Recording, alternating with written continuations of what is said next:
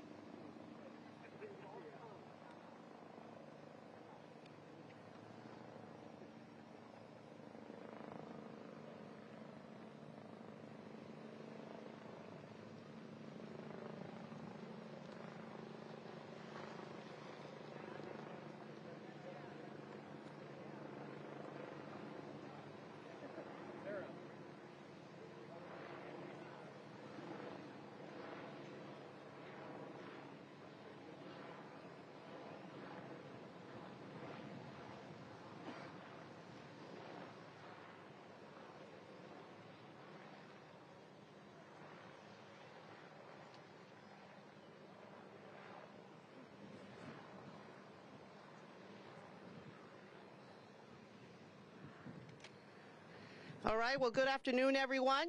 My name is Gloria Chavez. I'm the Chief Patrol Agent here for the Rio Grande Valley. I want to welcome all of you here today, and thank you so much, because I know many of you have been staging here to cover our story here on the ground in Brownsville, Texas. Here behind me, we have a very efficient operation called Camp Monument. This is a setup that we did with Border Patrol agents from day one when we started seeing a migrant influx enter right through this area of responsibility for us. To date, since April 16th, we have screened and processed close to 30,000 migrants coming in through this area, mostly Venezuela nationals, followed by Colombia, as well as Ecuador. This is a system that is efficient for us. It's an area that we monitor daily, and we have about maybe 36 to 38 agents that are dedicated here for this operation. Number one goal is to do intake processing, to do security, to ensure the safety of everyone, and then third, transportation, to get them from the field here, this location, to facilities, whether it's Border Patrol stations, whether it's our central processing centers, or whether it's to a port of entry, because Title 42 is still in place. So therefore, we are in coordination with government of Mexico to return Venezuela nationals back into Mexico on a daily basis, as well as the other sectors that are helping us throughout the southwest border to decompress. RGV, for many years, have seen an increase of migrant encounters. This is not new to us. We are a mature sector. I call it a mega sector because we have a very large region. This workforce is experienced, it's mature, it's very skilled. They know exactly what they're doing. In 3 days, they were able to set up this operation on the ground for us to have an efficient throughput of processing, intake, medical screening, as well as transport to other locations. My thanks go out to every single Border Patrol agent from RGV that is out here every day supporting the operation, whether you're doing it here physically or by virtual processing from different stations, locations out here. Kudos goes out to all the other sectors along the southwest border and around the nation, because northern border agents are also doing virtual processing to support RGV operations, as well as coastal sectors that are supporting virtual processing. This is a community effort. This is not something that the Border Patrol or CBP, for that matter, is doing alone. We get our strength from our community stakeholders, like local law enforcement, like our federal partners. Everyone has a hand in this today. And I couldn't be more happy to see the amount of support that I've received from the local law enforcement partners, the sheriff's departments of Cameron County, Hidalgo County, and Willacy County, and so many others, as well as the local law enforcement from police departments out here. A huge appreciation for the City of Brownsville leadership, local officials, and the Office of Emergency Management that has helped tremendously as well. My appreciation to the government of Mexico as well, the INAMI team, who has been out there. They're part of the immigration department, who is helping us as well with the Title 42 returns. So there is a lot of movement out here. We're doing throughput of about maybe 400 a shift, 500 a shift out to different locations, and we're going to continue to do that. My concern are the safety and well-being of every migrant that is processed through here. We want to ensure they're quick transfer out. They don't last more than 3 hours at this location, maybe 4, and they move on to the next process along the way. So with that, I just wanted to give you a quick glimpse of our operations here on the ground, and I'd love to introduce to you now our leadership that is here visiting us here in RGV, Mr. Secretary from Homeland Security. Thank you, sir. Thank you very much, Chief Chavez. The situation at the border is a very serious one, a very challenging one, and a very difficult one.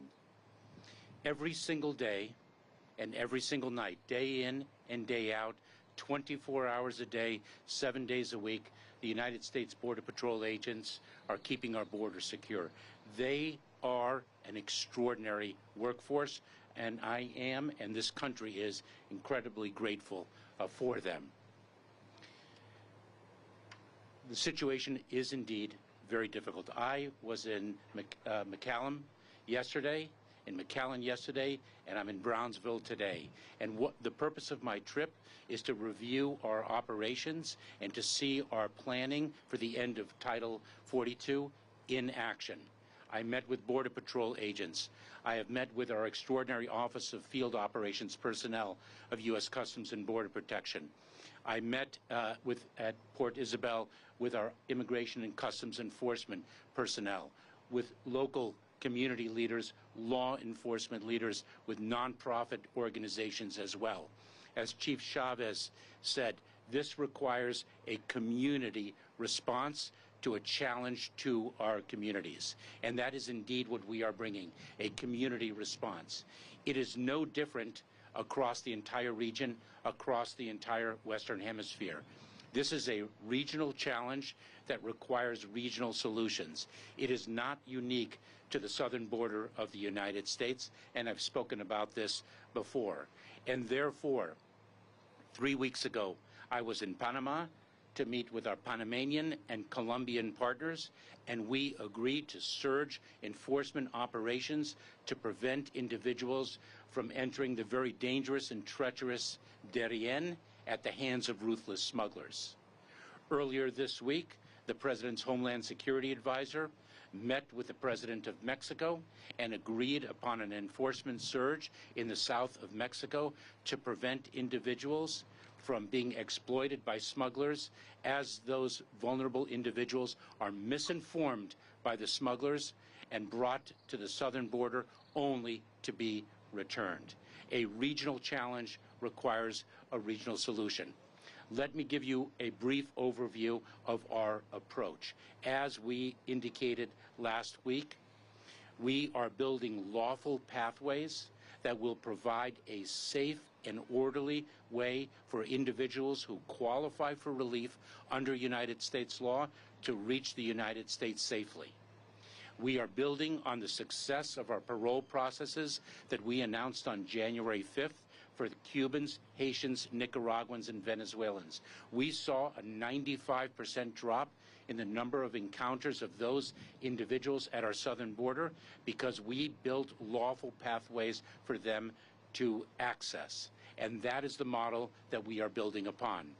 Last Thursday, Secretary of State Tony Blinken and I announced the development of regional processing centers in different parts of South and Central America to enable individuals to access lawful pathways from those regional processing centers, whether they qualify for refugee processing, whether they qualify for our existing and expanding family reunification programs, whether they present acute vulnerabilities that may qualify them for humanitarian parole on a case-by-case basis.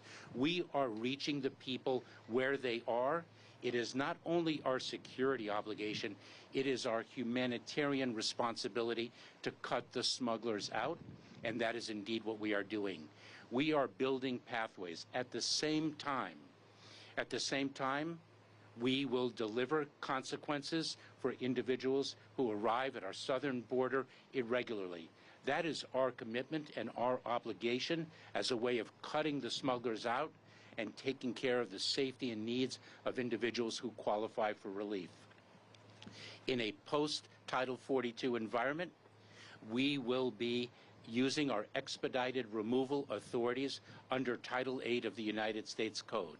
That allows us to remove individuals very quickly.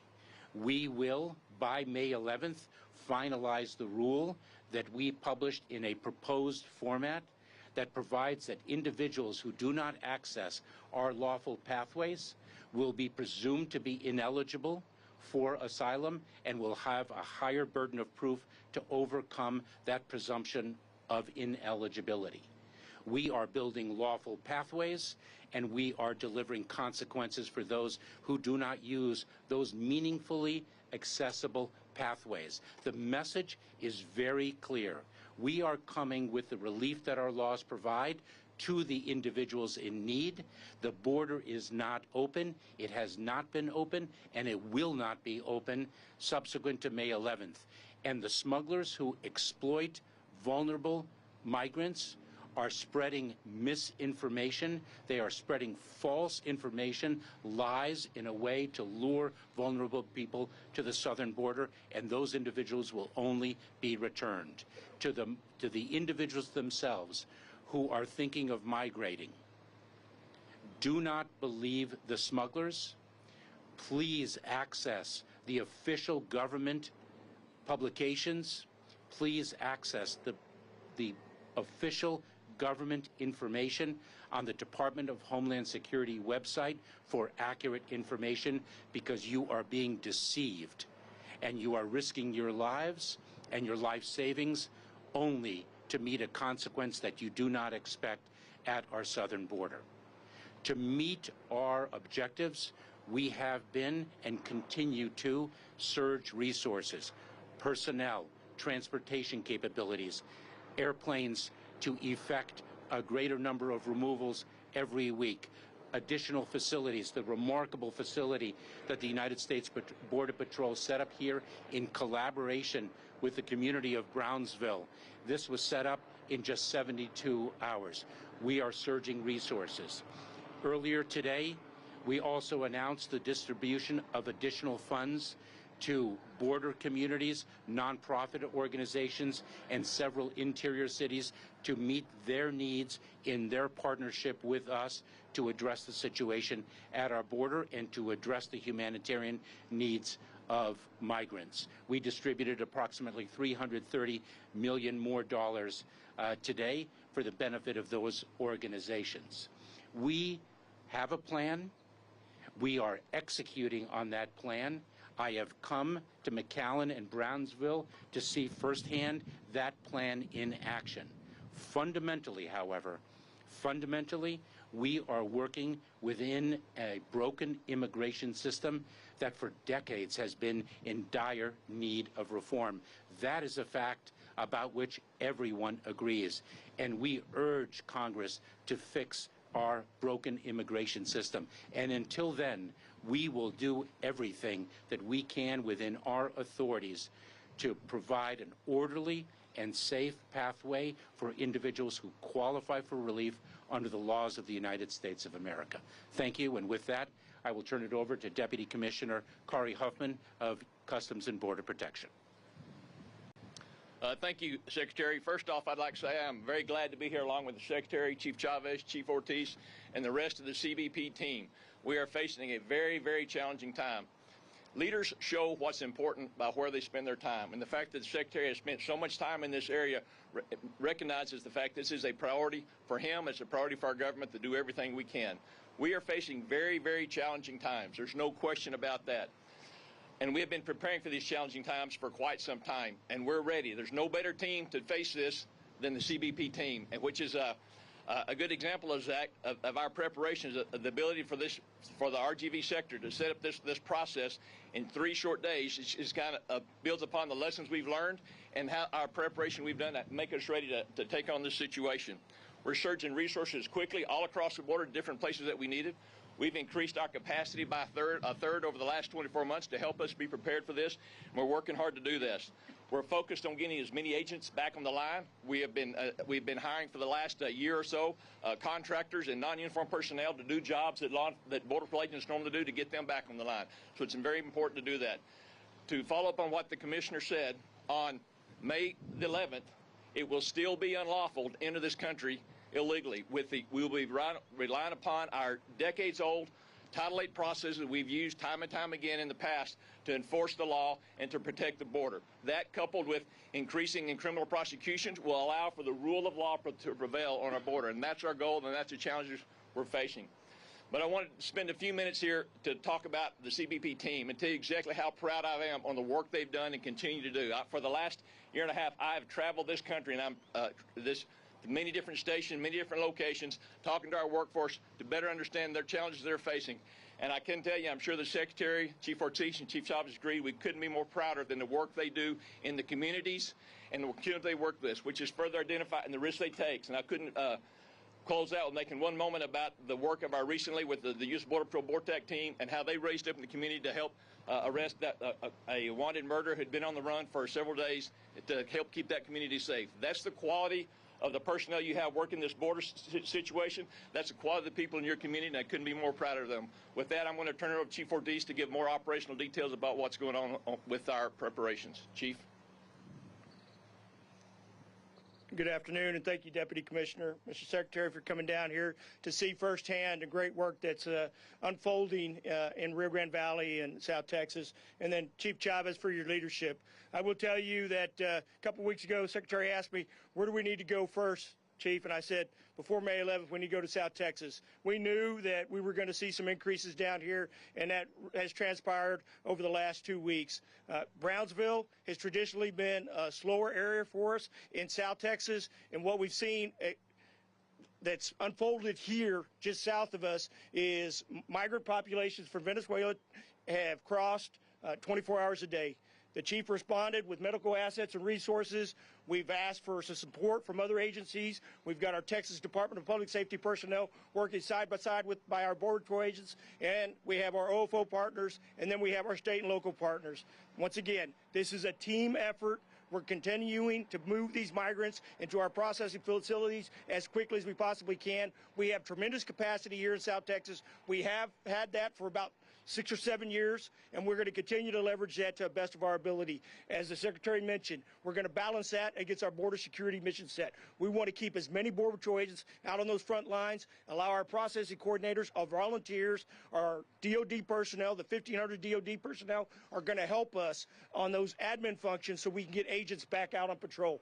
Ultimately, our goal is to keep these communities safe and make sure that our agents are safe when they're out there performing their duties each and every day. So, Mr. Secretary, thank you for your continued support of the Border Patrol, and we appreciate the fact that you guys continue to cover this story because it is an important story. Thank you. All right, we'll take some questions. We'll start with Rebecca with the Associated Press. Why you've seen this big surge in the last couple weeks? Sorry, thank you. Oh, sorry. Can you explain why you've seen this big surge in the last couple weeks? And if you're seeing this big of a surge ahead of May 11th or May 12th, what are you expecting come May 12th? So the surge over the past couple weeks is really focused on one particular demographic. We've seen an increase in the number of Venezuelan nationals coming to our border. It's very difficult to identify the cause. You know, the challenge of migration is, in one aspect, it's dynamism. It is a very complex phenomenon. We saw the tragic fire in the city of Juarez in Mexico and the impact domestically within Mexico. And since then, we saw over the past 2 weeks a significant surge of Venezuelans. We have reached an agreement with the government of Mexico to address that surge, and we're going to see the results of that agreement very shortly.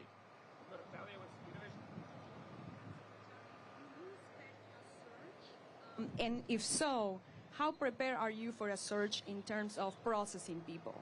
So just to make sure that everybody heard the question, do we expect a surge, and if so, how prepared are we? So as the Commissioner mentioned, as Commissioner Huffman mentioned, we've been preparing for well over a year. It was in September of 2021 when we first developed a 6-pillar plan to address the end of Title 42. We updated that throughout the calendar year 2022. So we've been preparing for quite some time, and we are ready.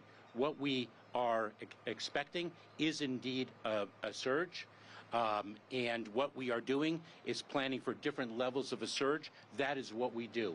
We plan for different scenarios, so we are ready to address them, and we are indeed ready to address them.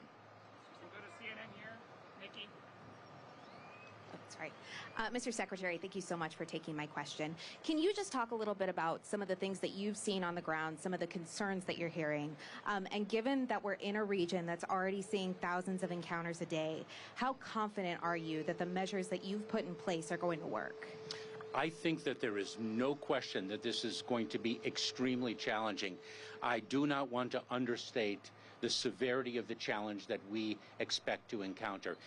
The border is a very, as I said at the very outset, it is a difficult situation. It requires not only a community of action on this side of the border, but it requires a community of action south of our border, not only with our Mexican partners, but with other countries throughout the region. And indeed, we have an international approach to an international challenge. What I've seen on the ground in my visit to McAllen and to Brownsville is no different than what I've seen in my more than 15 prior trips to the border as the Secretary of Homeland Security. I have seen an extraordinary workforce in green uniform in the United States Border Patrol, in blue uniform in the Office of Field Operations of U.S. Customs and Border Protection, across the expanse of the Department of Homeland Security, and quite frankly, across the expanse of this entire administration. This administration addresses challenges as one team in an all-of-government approach. Channel 5. Yes, this question is for Chief Ortiz. Thank you for taking my question. Back in March in McAllen, you told Republican lawmakers that the U.S. does not have an operational control of the southern border. Do you still stand by that statement? And if so, what is, do you need to gain control of the border? Yeah, so the question that was posed during my hearing was the congressional legislative definition of operational control where nobody crosses the border. I've been doing this job for 32 years. We've never had operational control. Have we had various levels of control? Yeah, most certainly. Even while I was the acting chief or deputy chief here for 5.5 years, this side of Rio Grande Valley was very secure, but out on my west side, we had surges quite often in Rio Grande City, Star County, and Hidalgo County. And that plays out across the entire stretch of the 2,000 miles border that we share with Mexico. And so I have some sectors that I have greater levels of confidence in just because the flow isn't what it is. But this morning, Chief Chavez's team apprehended 2,300 people in this sector. And so that requires an awful lot of capacity and certainly poses some significant challenges for us. So I stick by my comments that I made during the hearing, but we've never had that.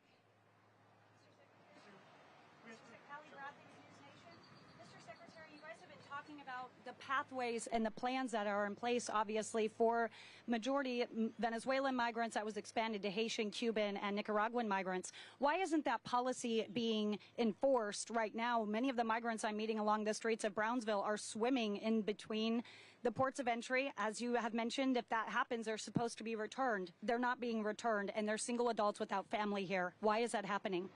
So I think you are actually mistaken, because the parole process for Cubans, Haitians, Nicaraguans, and Venezuelans that we first announced and implemented on January 5th is underway and continues to be underway. And we continue, if I may, it does. And if I may, we continue to parole individuals of those 4 nationalities when they qualify under the program that we established and announced. And that requires a sponsor here in the United States to ensure that those individuals have financial stability and they are able to arrive in a safe and orderly way. That is indeed underway.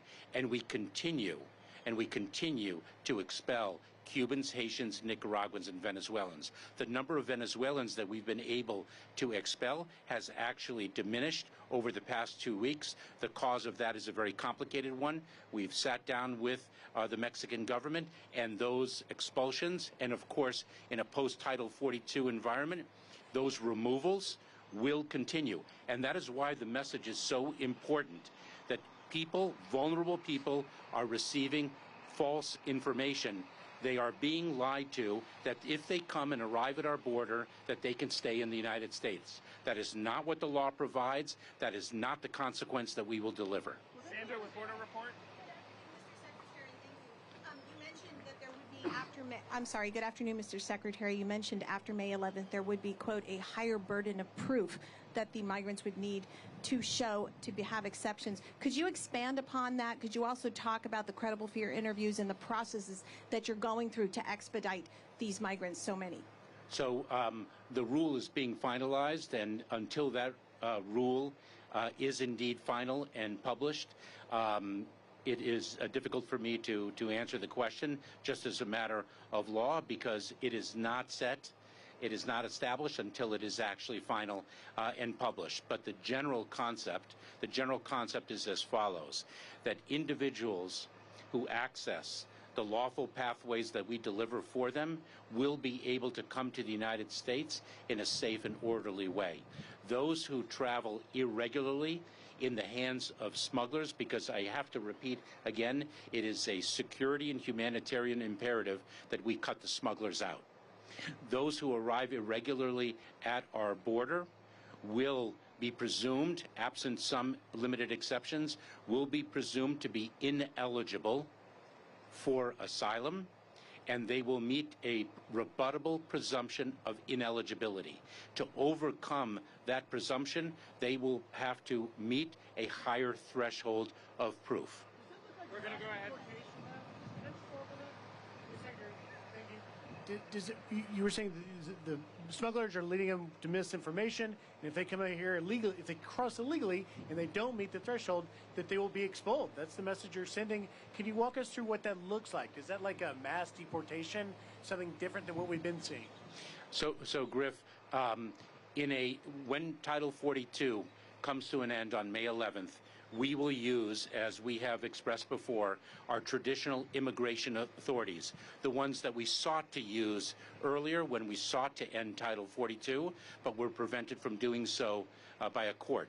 And Title 8 of the United States Code, our traditional immigration authorities actually deliver a consequence, because when someone is removed, when someone does not qualify for relief and is removed from the United States, they face an at least 5-year bar from admission into the United States. So the consequence is going to be more severe.